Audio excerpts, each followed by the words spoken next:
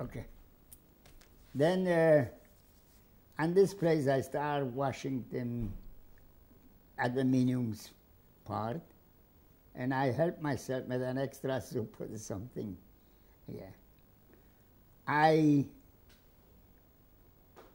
don't want to go into the barracks. The barrack was made like bunkers, and it's terrible. I went to the side and was and then I have it. There was no appeals or something, just like this straight everything, and terrible life where they got only the soup and bread. They have it. Terrible was okay, but I was eating. You know, you said that someone stole your bread once. Yeah. Then they sent me down on the barrack, on the lager. But when people got the bread once a day, there were two kinds of people. Those who had the bread and ate all of it immediately because they don't know what happens then. Nothing they get during the day. Yes, or the other kind that kept some of the bread aside. I explained to you. You were the other kind? I explained to you. I was working, this was night. And the night we got the same thing like in the daytime. So many people, the bread. And you should, there was a bread on the floor. He went down with the tongue, he took off. This is the only bread what me getting. Not inside, I only get inside a coffee when we came into the camp. And I was crying with everything. I said, everyone get the same bread, the same size bread, and everyone is in, it's a life with this, the same thing like the Gemara bring out, when somebody in the, he go in forest and he got a glass water, and if he gave a half glass, if he survived, this is the same thing. You take away, you don't care when I survive? This was okay, I got through. Then with this copper would hit me, and I got him back. And they took me to another camp. Because this camp went to Auschwitz back. We could never go to Auschwitz because they started already the bomber and everything. Then what's happening? They start bombs. I don't know, even, I couldn't tell you. Was the American or the Russian or something? Because I ran out in this camp. My clothes was not, seeable, and I went to a farmer. Outside the Kaufering? Outside the Kaufering. I don't know. I think it's Benzing or what is it? And I went out, and I went to this farm. Okay? And the farmer caught me. I said, "Want a bread?" We're talking about March, April, 45? Yeah, this was in April. It was March. March. There was no snow anymore? No. I walk into him. Yeah, he took me. He grabbed the gun, not the gun, a rifle, and he took me back to the camp. And the camp was going on. Again, when they took out my name, they called my name, and they want to hang me. They was putting me free. Because you ran away? Yeah. Meantime, planes came and they start again. I ran out. I ran hiding. And one from the bunkers was not so, but it could go, was opening. I don't know, what was it? I find it opening, and I went in over there and again, they caught me like that, and again did this. This was twice. No, this time I was not outside. And again was starting. This was ready by the end, I think by April. And I ran out. And I went very far in a place, and I was hiding over there. I was maybe about a week. In a barn? Yeah, I without water, I don't know how many days, because I don't know, day, night, something else. I was over there very long time. And I saw already they took a march. The people away, and they was killing, a lot they was killed. I went, and I went to, I don't know how many kilometers, Kaltenberg. The name of the city, Kaltenberg, Germany. And I arrived, there was a place where they were selling wood, what do you call it? Lumberyard? A lumberyard. And I hide for maybe an hour over there. And I say, what I do? To myself. I hiding, then they go again take me someplace. What did they do? Then I say, I went out. And I went out, sitting on a bench near a house in Kaltenberg. I would even recognize today. A guy coming down. What I do, from the Blisin, I used to speak French. And I say to him, I'm a French worker, and there was bombarded and everything, and I ran out because he don't need me. Oh, good, I take you. And he put me very high, I don't know what they call it, the Fasiatke in German. On top, it's not like, it's a little, you know, a room over very, very top. I forgot the name. And Avi, you know it? No, it's not here. What is this called? Okay, and I was sleeping. It's on the top, very top. The top of the tower? Top from the house. Ah, like the Boydem? Yeah. And if it's like a Boydem, so it's an and attic. I got afraid he shouldn't see my number. Okay. You weren't with the... I was wearing no, I was wearing a jacket, a little jacket, civilian, and a pants, what I organized with. So the guy, I was making myself asleep, but I saw the guy looking at me every day. Then I went down, the SS was hiding in his farm. Maybe, I don't know, maybe Batain was hiding in this. I went to work on the high, and I was, you know, carrying, I was putting together, make bundles, everything I was working. I got a good meal for them, everything I was eating. He really believed you are French? Well, yeah.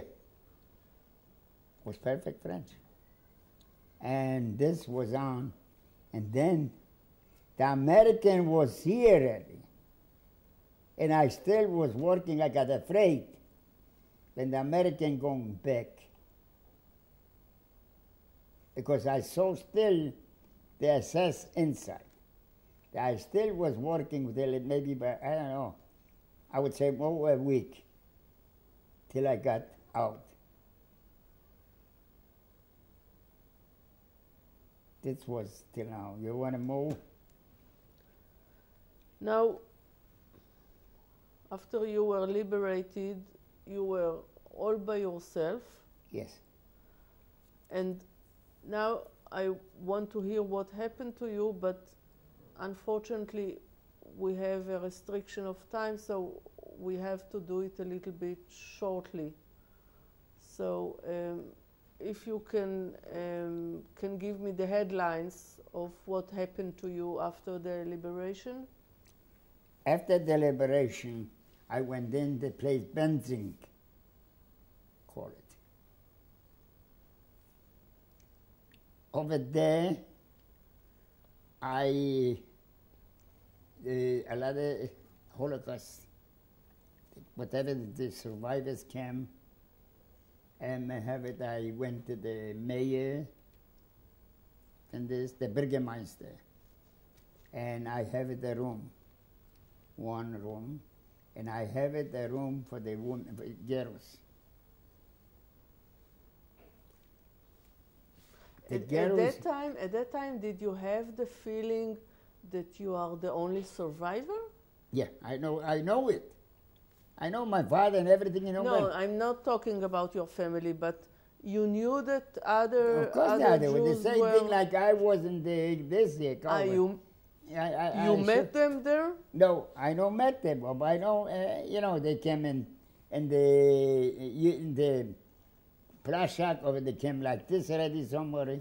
There's an incidental story I find for this girls, maybe was it 15 girls, where to stay. And the men did it himself.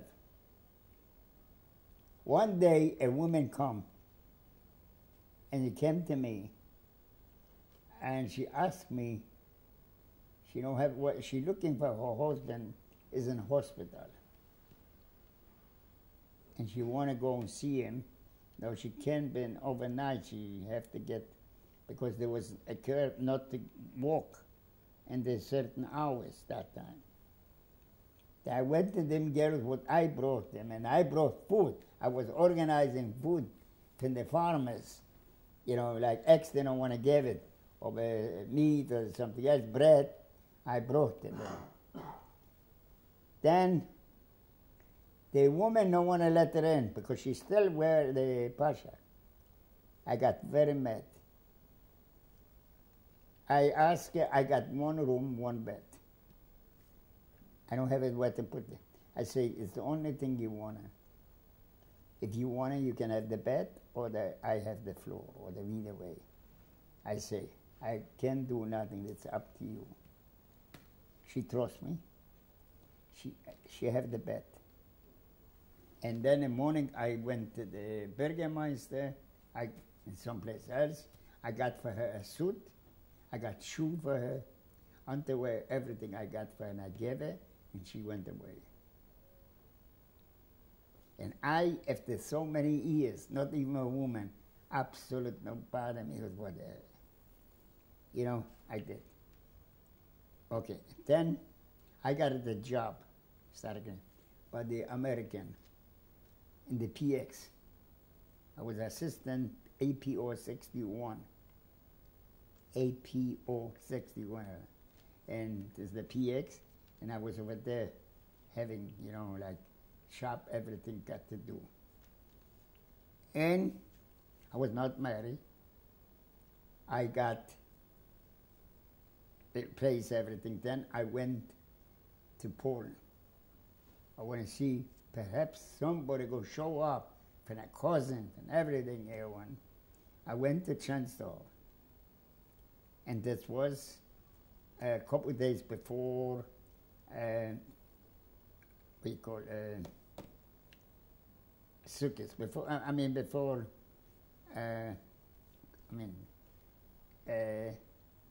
Yom Kippur. I think right away after Rosh Hashanah. And I came over there, and I was davening in Yom Kippur. There was across the street where me was living, my parents. And over there was not far Aliyah, with everyone, whoever come, he would have to come over there. And when I praying, somebody came running when there was a Kruliks. They got just married a couple of days, and the Polish people killed them. That's the way, right away. I said, I can't be in this place more. The next day, I ran home. Home to Germany, where I was. You were talking about praying and Yom Kippur. Yeah, praying, this is what I hear. During or after the war, wasn't that a period that you had doubts about your belief, or did you have, let's call it in quotation marks, negotiations with God? Did you have anything in? No, in I that have direction? it. I was figure maybe I get somebody, a cousin. No, I'm not talking about that. I'm talking about your staying religious people during and after, immediately after the war. I was believing. Because some people immediately after the war didn't want to hear about it, and then later on they came back to the religion. I went back, and I went to the shul. I was staying a whole day. I was fasting. I was not eating, and I heard the story, and I got more. Look at here. The people, there were so many killed and everything here, the Poland, and everything killed a couple. Why? Because the Jew, and I would say, and I can't be in this bloody.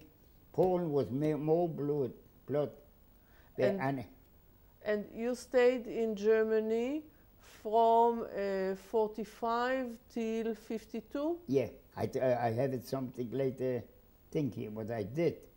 Yeah. Okay, but now, since again, unfortunately, we have a limit of time. No, I just wanted this here. That I went there, and then coming to the Allee, to this, somebody screaming, "Do you go to Germany?"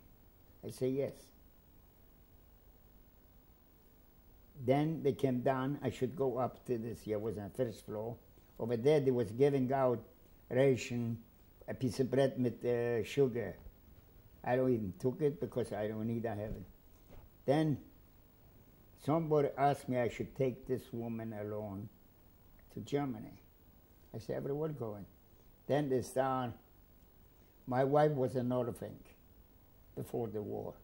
She was 2 years when the mother died. And her father married someone, and they threw her in an orphan home. Where? In Częstochowa. You knew her before the war? I know only the father. The father was working sometime by my father. And I think sister, but I don't know her. She was in an orphan home. Okay, we was talking. I was feeling very bad, sorry for her and everything. And somebody say, you have to get married physician. So, okay, may have it people, have it a little vodka and some cookies. That's the way our wedding. But and I took her to Germany. You married her in 1945. In 45 in Częstochowa when you came to visit there? No, I came to visit some, if I have it, any relative. Yeah, and you met her? Yeah. And on the spot you decided I was feeling very thinky, yeah. And thank God 66 years we was living together. And then we went to Germany. In Germany I have a nice apartment. And I was having work, I make a lot of money. And I give out, I help people for Pesach, poor people, what they couldn't, I helped them. And then all of a sudden this woman coming in, looking for me. Her husband died. And she told the story to the people she never saw a man like that you let her stay in your my room and everything. She told, and I came to marry him. I was, and then was there, and I came to Augsburg. Oh yeah, I have it a child, and I have it a German doctor. The doctors were saying if she 2 years gonna live, she was a 7-month child, then she gonna be living. The doctor's name was Arnold. Never saw a person like this. I brought something from PX, he would never take it. I would eat it, he would take. Or a cigar, he would take. He brought me wood in the winter. But I didn't understand. The child was My sick? daughter. Yeah, she was sick? No, the 7 months. She was a 7-month baby. She was, and she was not, born she had premature. a lot of problems. The guy came every day. After 2 years, he died. Miracles, miracles, miracles. Okay, we went to Auschwitz. And I was stopping working over there because the kids with everything, it was this. Then I have another daughter too. Then somebody was saying to me, other thing it was private, not in a camp. And he said, you do nothing, something, you Jew and everything. Then I bought it, started buying from the UNRWA. People got it, the pajamas and everything. I don't got nothing. I bought it and I sold it. Then I'm in heat another apartment. I got the store in Lechhausen with a room in the back. And I rented. And I opened up a little store. And I did so tremendous. What kind of store? Maria shop. My wife's name. What kind of store? All the kind of thing. Pajamas, suits, everything. Textile. And there was one in the neighborhood, he had to go out in business. I have lines.